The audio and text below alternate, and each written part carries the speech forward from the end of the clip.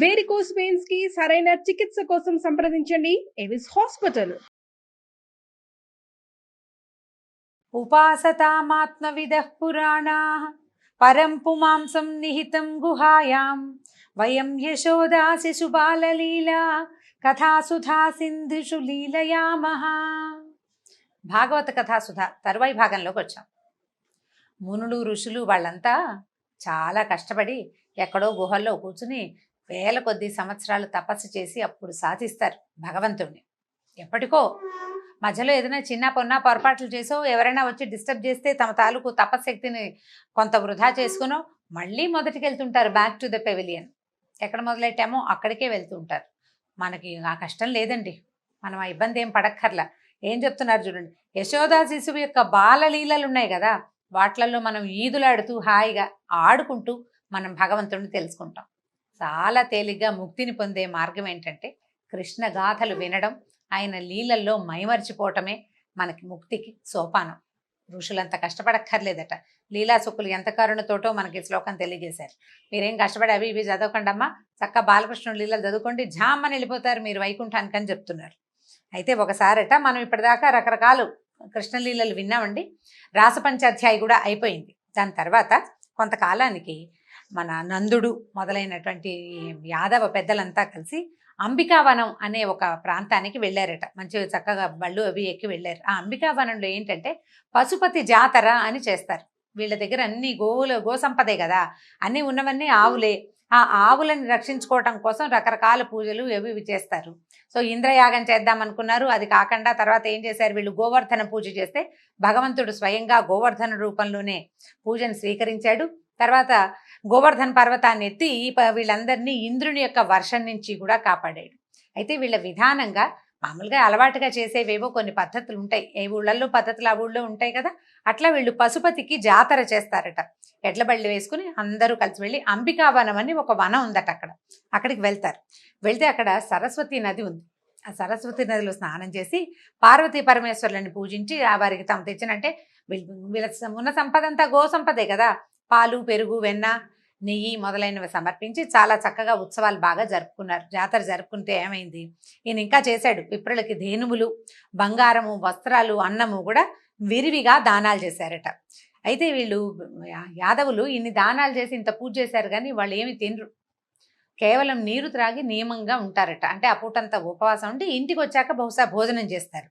అయితే ఏమైంది, ఈయన సరస్వతి నదిలో స్నానం చేసి వ్యవహారం అంతా పూజ గీజ అయిన తర్వాత ఈ దానాలు అవి అయినాక వాసుదేవుడు రిపీట్ నాన్న చూసుకోండి, నందుడు ఒక చోట విశ్రాంతిగా కూర్చునేసరికల్లా మెల్లిగా నిద్ర పట్టేసింది ఆయనకి. చెట్టును అనుకుని కూర్చున్నాడు. మనం నిరాహారంగా ఉండి ఇంత శ్రమ పడితే కాస్త నిస్త్రాన్ని వచ్చి ఆటోమేటిక్గా నిద్ర వస్తుంది, కొంచెం చల్లగాలి తగిలేసరికి.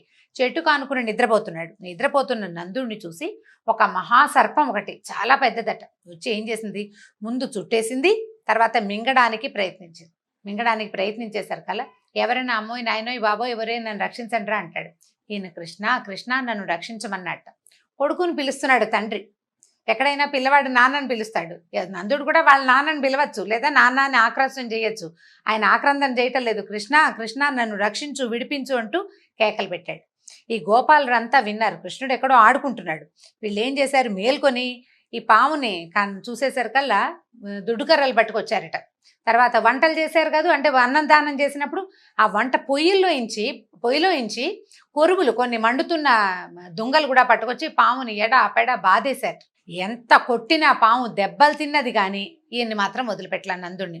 ఈ వదిలిపెట్టకపోయేసరికల్లా అప్పుడు ఈ కృష్ణుడు పరిగెత్తుకుంటూ వచ్చి ఏం చేశాడట, కాలుతో తోకని ఒక కొసని తొక్కి ఒక్క తన్ను తన్నేసరికల్లా ఈ తన్నిన తన్నుకి అది 5-6 చుట్లు చుట్టి ఉన్నది పాము బయటకి పక్కకు పడిపోయి ఒక విద్యాధర రూపాన్ని ధరించిందిట. పాము మాయమైపోయింది. ఆ ప్రాంతంలో ఒక విద్యాధరుడు ప్రత్యక్షం అయ్యాడనమాట. ఆయన ఆశ్చర్యపోయాడు. కృష్ణుడు అడిగాడు, ఇంత చక్కగా అలంకృతమైన ఆకారంలో ఉన్నవు, బంగారు మాలికలు అవి ధరించావు, ఇంత శుభలక్షణాలతో ఉన్నావు నాయన, ఎవరు నువ్వు, ఇలా క్రూరమైన వికృతాకారం కలిగినటువంటి పెనుబాము రూపం నీకు ఎట్లా వచ్చింది, దీనికి ఈ పైగా క్షణంలో నువ్వు అన్ని దెబ్బలు తిన్నా నీ మార్పు రాలా, నేను తన్నేసరికి మార్పు వచ్చింది, ఏమిటో చెప్పు, ఇది ఇంతగా ఉంది అని అడిగాడు. అడిగితే కృష్ణుడు మాటలకి ఇట్లా చెప్పాట, నేను విద్యాధరుణ్ణి, నా పేరు సుదర్శనుడు, నేను చాలా అందంగా ఉంటానని మహాగర్వం నాకు, ఎంతో గర్వం. ఆ గర్వంతో విమానంలో అంటే ఈ దర్పంతో విమానం ఎక్కి అన్ని చోట్ల తిరుగుతూ నన్ను నేను ప్రదర్శించుకునేవాడిని. ఒకసారి అంగిరసుని సంతతి వారైన కొంతమంది ఋషులు నాకు అంటపడ్డారు. వాళ్ళందరూ తపస్సులు అవి చేసి ఎండిపోయి మనుషులు వికారంగా ఉంటారు. మరి తపశ్శక్తే వాళ్ళ తాలూకు సౌందర్యం. ఇది చూడ్డానికి సుమాత్రం మనం మొదటి లుక్నే మనం తెలుసుకుంటాం కదా, ఫస్ట్ చూడగానే మనకి ఏ భావన కలుగుతుంది, అదే ముఖ్యం. ఈ వికార రూపంగా ఉన్నటువంటి ఋషులను చూసి నేను బాగా నవ్వి వెక్కిరిచ్చాను. దాంతో నువ్వు సౌందర్య మదంతో ఇట్లా మమ్మల్ని గేలి చేసావు కాబట్టి పెనుబావువై పడిపోయి ఉండమని వాళ్ళు నన్ను శపించేశారు. అందుకని నేను ఇట్లా పడిపోయాను. అయితే నేను శాపావసానం చెప్పమని బాగా బతిమలాడి అడిగితే ఏం చెప్పారంటే, మానవుల భయాన్ని నివారించటానికి యాదవ వంశంలో విష్ణువు అవతరించబోతాడు. అది ఎప్పటి సంగతో. అతను కాలితోటి తంతాడు నిన్ను, ఆయన కాలి తన్ను తగిలాకే నీకు ఈ రూపం పోతుంది అని చెప్పారు వాళ్ళు. కాబట్టి నిన్ను ధ్యానించిన కమలాక్ష, నీ కథలు విన్నా, నీ నామం కీర్తించిన పాపరాశి ఎంత పెద్ద కుప్పగా ఉన్న పాపాలైనా సరే, ఎంత పెద్ద మోపులు పాపాలు చేసుకున్నా కూడా అవి దగ్ధమైపోతాయి. ఇప్పుడు నువ్వు నా మీద అడుగు వేసావు, నీ అడుగు పడేసరికల్లా నా ప్రాణాలు లేచి వచ్చినాయి నాయన. విప్రశాపం వల్ల వచ్చిన వికృతాకారం క్షణంలో పోయింది. నేటితో నా సర్పజన్మ తొలిగిపోయింది.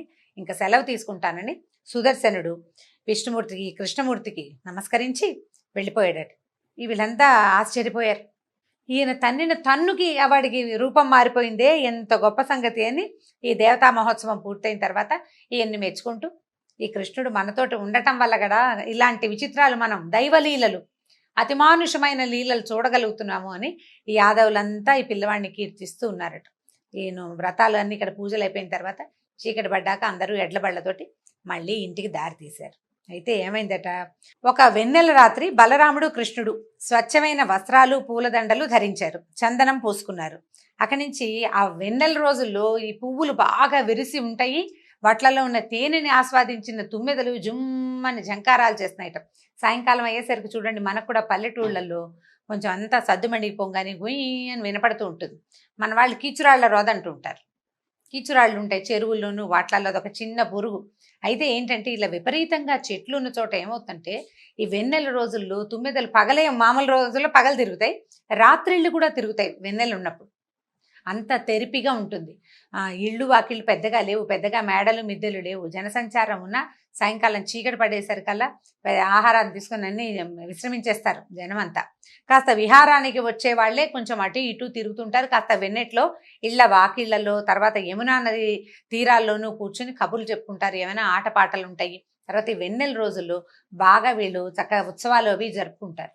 తుమ్మెదలకి ఏమి అడ్డం లేదు, అవి జంకారాలు చేస్తూ తిరుగుతూ ఉంటాయి. అట్లా ఉంటూ ఉండగా ఏం చేశారట, వీళ్ళు బృందావనంలో గోపసుందరి మణులంతా తమ చుట్టూతా పరివేష్టించి ఉండగా బలరాముడు కృష్ణుడు ఇద్దరు పాటలు పాడుతున్నారట. కృష్ణుడు వేణు వాయిస్తాడు, బలరాముడు పాట పాడతాడనమాట. వీళ్ళిద్దరూ పాటలు పాడుతూ ఉండి చాలా ఆనందంగా ఉత్సాహంగా ఉంది వాతావరణం. అక్కడి నుంచి ఇంకా కొంతమంది వీళ్ళ చుట్టూతా ఉన్నవాళ్ళు కాకుండా ఇళ్లల్లో ఉన్న వాళ్ళు కూడా వచ్చేసారు. ఆ పారవస్యంలో మునిగిపోయి ఉన్నారు. ఆ చల్లని ప్రదేశం, నదీ తీరం, వెన్నెల, ఈ బలరామకృష్ణులు పరమాద్భుత సౌందర్యంతో ఉండేటువంటి వాళ్ళ రూపాలు, అద్భుతమైన సంగీతము, అందరూ మైమరిచిపోయి ఉండగా ఏమైందట, హాయిగా ఆడేసుకుంటున్నారు వీళ్ళంతా. ఆ సమయంలో కుబేరుని భటుడైన శంఖచూడు అనేవాడు, శంఖచూడు అనే పేరున్నవాడు వీరితో పాటు ఉన్న ఈ గోపకాంతల్ని యోగ బలంతో బలాత్కారంగా పట్టుకుని ఉత్తర దిశకి తీసుకెళ్ళిపోయాడట. అప్పుడు వీళ్ళు అరిచి కేకలు పెట్టారు, బలరామ కృష్ణ, రామకృష్ణ రక్షించండి అని కేకలు పెట్టారు. స్త్రీలంతా కేకలు పెట్టేసరికి బలరామకృష్ణులు ఇద్దరు వాళ్ళే విన్నారు, వినపడినది పిలుపులు. వీళ్ళిద్దరూ పారవస్యంతో పాడుకుంటున్నారు. చుట్టూతా ఉన్నవాళ్ళు సడన్ గా మాయమైపోయారు, కేకలు వినపడ్డాయి.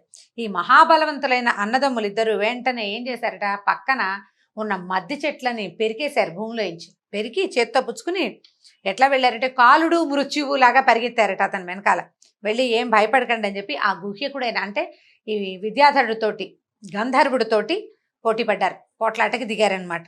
అయితే అతను ఏం చేశాడు, కంగారు పడ్డాడు. ఇద్దరు వ్యక్తులు ఇలా మీదకి వచ్చేసారు కదా, ఈ చేత్తో పుచ్చుకున్నటువంటి స్త్రీల మీద నుంచి తన మాయను తొలగించి వాళ్ళని వదిలిపెట్టేశాడు. వెంటనే కృష్ణుడు ఏమన్నాడు, అన్నా వీళ్ళని నువ్వు కాపాడు, నేను వీడి సంగతి చూస్తానని చెప్పేసి అతను వెనకాల పరిగెత్తాడు. అతను రూపాలు మార్చుకుంటూ పరిగెడుతున్నాడట. అతను ఏ రూపంతో ఏ సందులోకి వెళ్తుంటే కృష్ణుడు అదే రూపంతో ఆ సందులోకే దూరుతాడు. వాడు పాము అయితే ఈయన పాము అవుతాడు, వాడు పిల్లి అయితే ఈయన పిల్లి అవుతాడు. వాడు ఏ జంతువుగా ఏ విషయంగా మారిపోతుంటే ఆ విషయంగా మారిపోతూ ఆ వెనకాల పడి పడి పడి మళ్ళీ బృందావనం వైపే తీసుకొచ్చాడు. పట్టుకున్నాడు, చివరికి పట్టుకుని పిడికిటి పోట్లతోటి కొట్టి కొట్టి మొహం మర్దించేశాడట మొత్తం. అక్కడి నుంచి ఏం చేశాడు, ముఖంలో అతను ఇక్కడ ఒక మణి ధరిస్తాట. ఈ విద్యాధరులు, యక్షులు, కిన్నరులు వీళ్ళందరికీ శిరోమణి అంటారు, చూడామణి ఇక్కడ ఉంటుంది. ఆ మణిని పట్టుకుని లాగేసి అతను చనిపోయాడు. ఆ మణిని పట్టుకొచ్చి అన్నయ్యకి ఇచ్చాడు. శంఖచూడుని మణి చూడు ఎంత బాగుందో, నువ్వు పెట్టుకోవచ్చు అని చెప్పేసి వాళ్ళ అన్నయ్య చేతికి ఇచ్చాడు. అందరూ ఆశ్చర్యపోయారు, ఈ గోపకాంతలంతా. ఇంత పిల్లవాడు క్షణంలో ఇంత పని చేసేస్తాడని చెప్పుకుంటూ సంతోషంగా ఈ పాటలు పాడుకుంటూ, వీళ్ళు ఏ పాటలు పాడారో ఆ పాటలు పాడుతూ ఇంటికి వెళ్ళిపోయారట. ఈ విధంగా బలరామకృష్ణులు ఎన్నో రకాల విచిత్రమైన కార్యాలు చేస్తూ పెరిగి పెద్దవాళ్ళు అవుతూ ఉన్నారు. తర్వాత ఏ లీలను చూపించారో తరువాయి భాగంలో విందాం. నమస్కారం.